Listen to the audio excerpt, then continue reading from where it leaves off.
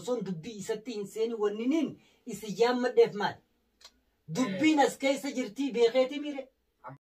Egaa harka fuuni daawwattootaa fi hordoftoota keenya shama akkam jirtu ammas deebinee jirra. Egaa dubbiin teenya silaa akkuma beekamu dubbii nu qofaa miti tarii isinitti ulfaataa jirti. Ulfina dubbii tanaa keessaas rabbi gartee qulqullummaan keessaa nu haa baasu. Qilleenis amzeenis nu dhufanii jiranii amma waliin jirra. Egaa dubbii tana gama xumuratti firraa oofuuf gartee ka'umsarratti waan dubbii tana keessa jiraniif isaan waan maddeetiin ture. Haa ta'u garuu xiqqoo dubbii nu amboomamte keessatti egaa dubbii isaan xiqqoo niin takka nuti isaan keessaa kaatee jirti. Haa ta'u garuu ammaan tana dubbiin irra jiru ijoon dubbiin dhimma gulantaati. Dhimma gulantaadha. Eessattuu tapha hin ta'u jechuudha. Dhimma gulantaa kana ammoo isaanillee dirmachuun isaan dhufanii fi dhimma gulantaa kana furuufi. Haa ta'u garuu dhimma gulantaa kana furuuf kan dhufanii keessatti dubbiin wal qaqqabdee gaa xiqqoo guggufannaan eessattuu dogoggorri ni uumamaa. Walitti guggufachuun takka dhufte natti fakkaatti sanii alaanallee keessatti agar ergaa yaamadheenilleen dubbuma tana keessa waan jiraniif ijoo dubbii tanaa quba qabanii tanaa waliin furuu dandeenya jechuuf yaammadhe. Amma dhugumaan dirmachuun jalqaba isaan taasisan sanii buleewwan isaanii gulantaa isaan tolchuudhaaf gartee ta'uu isiitii fi lakkii isuma tana fakkeessanii waan biraa keessa dalagu deemanii egaa guyyaa har'aan tanaati dubbii tana addaan baafannaa jechuudha. Isinillee warra taajjabbii ta'aadhaan hordofaa. Yoo dhugumaa fi gulantaa gartee obboleewwan isaanii kana galuu gartee bultiin isaanii akka toltuuf barbaade jarri har'a nuuf abboomamuu isaanii hin oolu jeetiin anillee abdadhaa jechuudha. Yoo ammoo lakkisanii fakkeessuuf duraanuu deemanii daranuu gaa warra dubbii dhaluun ta'anii kana numa waliin taajjabaa isinis Oromoon guutuuni. Nus amma gama isaanitti deebinaa jechuudha. Wanni irra jiru ijoon dubbiin guddoon haalaan keessatti rakkooleen uumamte tanu dhibdee isinillee bakka jirtanii isin dhibaa jirtu tuni dubbii bultiiti. Akkasuma gartee gulantaa bahe jala deemuudhaan rakkooleen dilli tuni uumamte. Kanaaf har'aan tana isaanillee harkadheetiin jira. Egaa ammas walitti deebinee jirra. Ergaa yaammadhees naa dhufanii haalota tatta'e walumaanuu quba qabnaa sanirraa ammaan tana maaltuutu waan san fide kajuu isaan kana gaafachuu fi gama dubbii tana finnee gartee maali dubbiin keessa jirtu beeki yoo guutumatti finna jedhanii deeman xiqqoo huubaatu keessatti nama jalaa hafa. Isaan kanarraa qulqulleeffannee gara dubbii guddoodhaa walumaanuu deebina jeetiin abdii qaba. Isinis nu faana turaa. Yoo jarri qirjeellee warra taajjabbiin waliin tahaadhaa taajjabaadhaa isiniin jechuu barbaada. Nus gamana deebinee jirra nu hordofa. Hayyee baga nagaan dhuftan. Hayyee bareedaa baga nagaan dhuftanii. Hamza biyya madaan yeroo walitti dhufnu sangaa haasawa san adda murree deemne tokko beeki dubbiin nu harkaa walitti kaka'uu fi atillee mada qabda yeroo sanii fi madaan keessa gaartee na dhukkubee jechuudhaanii dubbii sanfirraa goolabnee keessaa kaane hin finne. Dubbiin silaa dubbii jabduun nu qabate. Kaqabatte waluma keenyaan rabbi warra keessaa bahu rabbi nu haa godhu. Akkamitti madaan si wayyooyitee maan tana dhukkubbii wayyooyitee jirta? Alhamdulillah amma fayyee kan edallee gartee dubbii san keessatti xiqqoo mataan nu dhukkubee ture egaa deebiitiin gaarraa kan dura naafama seqqeessanitti deebi'ee faashaalleen gartee akkuma ofirra kaayetti fi narra goggogee ture.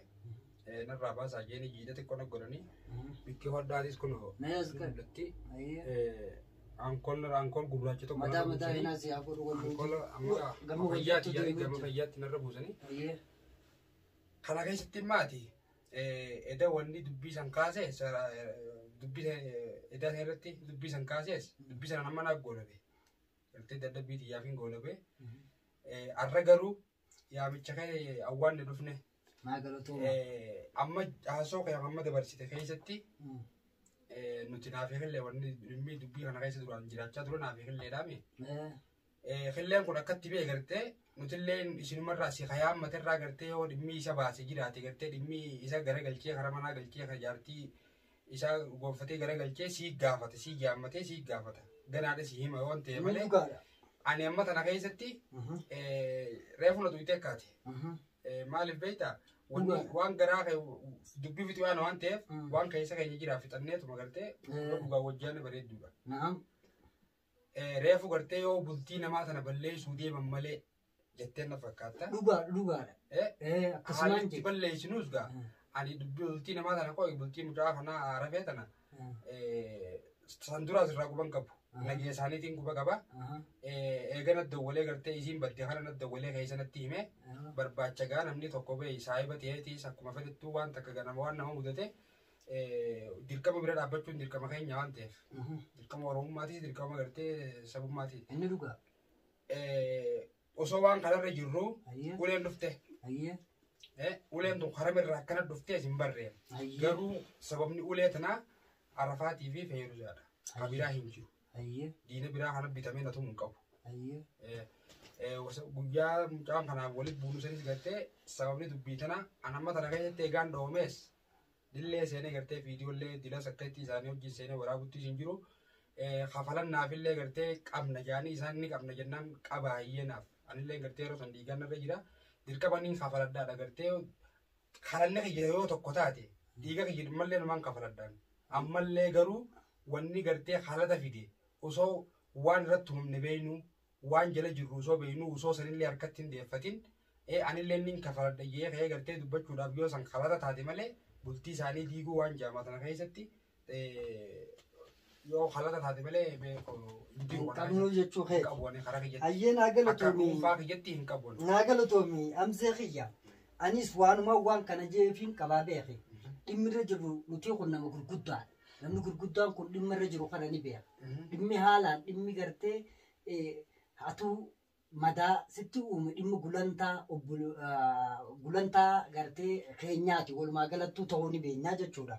Bultii jechuun beekaa taphan taatu. Erga gartee dubbiin tun dhuftee nu horte amma anuu narra bubbultee jirti jechuudha. Dubbiin beeke bulte maal taati jedhan tiruun bultee lafe taatii jedhani. Dubbii gartee ofirra bubbulchuun dubbii itti dhadhaluudha taate. Kanaaf ofirraa kara goolabbitti deemuudhaaf ani isin kana mara yaammadhee isinis keessa beeytan gaafsanis gartee warra dirmannaarra ture. Dirmannaa san keessattis dhaamte madoodha madummaan sanuu dandammii qabu hajuu fi gartee qilleenis nama kana keessa jiru jechuu isin yaammadhee erga dhuftan ammoo san dura xiqqoo abboomamni ni jira amma dubbiin kaate jechuu bakka tanatti dubbii kaate tanaatuutu jirri kunsa dhugumatti dubbii tana fixuudhaaf deemna moo dubbii biroo gubba fiduudhaa deemna dhimmirra jiru dhimma gulantaati wanti keessatti hundi taatee jira dubbiin erga dhuftee manguddoo gubbaa manguddoorra dhufte manguddumaatutu dubbata gaa eeganiituma rabbi gartee manguddoo cubbuullee nun godhini gaba qulqullummaatti warra fixusan rabbi nu haa godhu eeggataniituma haqa qabuus haqa ofiisan of jalaa balleessuun qabu xumurataafiin siin jee kanaaf yeroon siin juu maal jechuudha amma ati dhiiga bu'e sanillee ani baafachuun barbaadaa kanaa jetta nu manguddoo gartee bakka badii gartetti badii bira daddabartu sanii miti badii firraa goolabaa warra deemuu barbaadu dhageeffadhu gaa maaliif nu ilma dhiiraati ilma dhiiraa wanni hin mudanne maal jedhan dhala qofa jedhan waa hedduu mudata dhiirtiin maasii tawaa gartee rakkoo gubba fifiddoo osoo hin taane rakkoo fixaa deemtuutu gaariidha tawaa hunda firraa fixaa deemtuutu gaariidha nu ammaan tana warra waan san fixuu ta'uu qabnaa fi beeke wal yaammannee jirra kanaaf haa ta'u hundumaafuu amma dhiigaa dubbii dhiigaa yeroo jennu namni walitti bu'ee walis dha'uu danda'a akka malee dogoggoraanis walitti bu'uus ni danda'a beeke amsee kiyya haa ta'u ta lubbuutu eenyu fixa dubbii lubbuutu namaatu fixaa jechuun heerri jechuun aadaa oromoo keessatti heerri akkuma uumattuu hundaa oli heerri beeki bu'uura waa hundaati akkasii miire dubbiin gaafa heeraan qabamtee caa dhufte maaltu asaana beeyta abboomamuutu asaanaa jechuudha haa ta'u garuu isin warra dubbii tana duraanuu gulantaa tana galchuudhaa bahe as keessatti rakkoon uumamte rakkoo tana hunda maaltu fidee as keessatti ni ilaalla jechuufuu wal yaamnee jirraa beeka haa ta'u kana naa obsaasiin jechuu barbaadeeti amma maaliin barbaada beektaa sii fi qilleedha qilleeni erga qilleen dhufe qillee dura beeka abboomamnee jirraa abboomamnee jirraa beekaa dhugaan jirtu tanuma. Ali sammatan irratti seefaan dubbachuu kiyyaafillee nuuf kolchaadha garuu wanni dubbachuu fedhe dhimmi kiyyaa fi kakillee walitti yaa'u. Akkamiin yoo jettan. Amma dubbii tana keessatti ani yoon kafalachuu fedhe. Guyyaa jarroo Arafaatii fi gartee hundee mucaa kana qaban itti dhaqeetiin ture. Guyyaa sanuu isaan lameen irraan dhorkuu danda'anii har'a isin namni dilli kun mucaa kana naa fi mucaa kanatti qabuu hin dadhabdan. Dogongora waliin dhoyne. Ati akkas jettee turte dogongora waliin dhoyne. Akkamiin yoo jette namni kun namanatti ergame. Afaan sarraa baatee jirti namanatti ergame. Ergameen na dhahee. Ergamuun sarree sirriidha dogoggora moo? San dogoggora ta'uu beeyne. Yeroo ammanaa fi inni walitti dubbannu san. Dubbii san keessatti wanni naalaalame takka illee yoo dubbii sana fixuudhaaf yaane jechuudha. Naalaalame hin jirtu. Mucaan kun ati na bira hin teessu. Dhimmi keenya ganaan laalamne na bira hin teessu hin jeenan. Kayi na bira jechuu irratti harka nakkaase. Yookaan agartan taate. Garuu dhaawame ani ka dhaawame. Nama dhaawamee gartee garaa dhiigni isaatis hin bahin dhugaan isaa mul'atin kaaganaa dhugaa isaa harkuu deemtan lammaffaa namnummaan isa miidhesan harka irra kaasuudhaaf murteen teessan maalirree? San bareedaa dubbii manguddoo harkaa qaba jennee miti.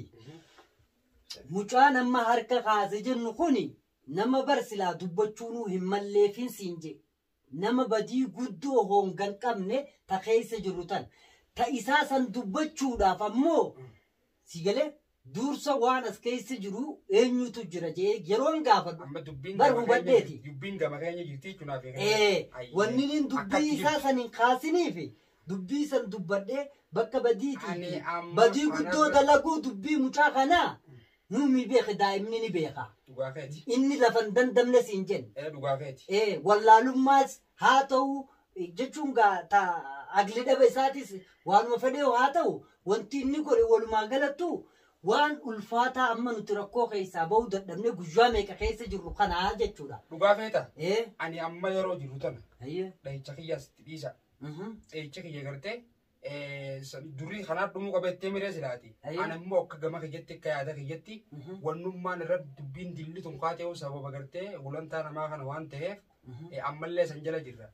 Ammallee gartee inillee dhoomee maaliif nan laallee jechuutti hin jiruan. Laalame gartee abbaan gulantaadha abbaan silaa dhimmaadha na arkee waan kana. Garuu wanni taate amma dubbiin guddoon irra jirru gartee teenyitu nammaan tana dheereessuus hin taatu teenya tana gartee yoo akka tolutti haruma gabaabaadhaan tanaafi mucaadhaatti isaa taatu naafeekillee silaa waan gidduu jira akka agarteetti naafeessa gidduu waan jira ni himta. Garuu amma tanarratti gartee gulantaa warraa kanaa akkamitti akka tolchu walumaanuu eega akkas jettee jechuudha. Dubbii dheereessuun gartee faayidaa hin qabdu.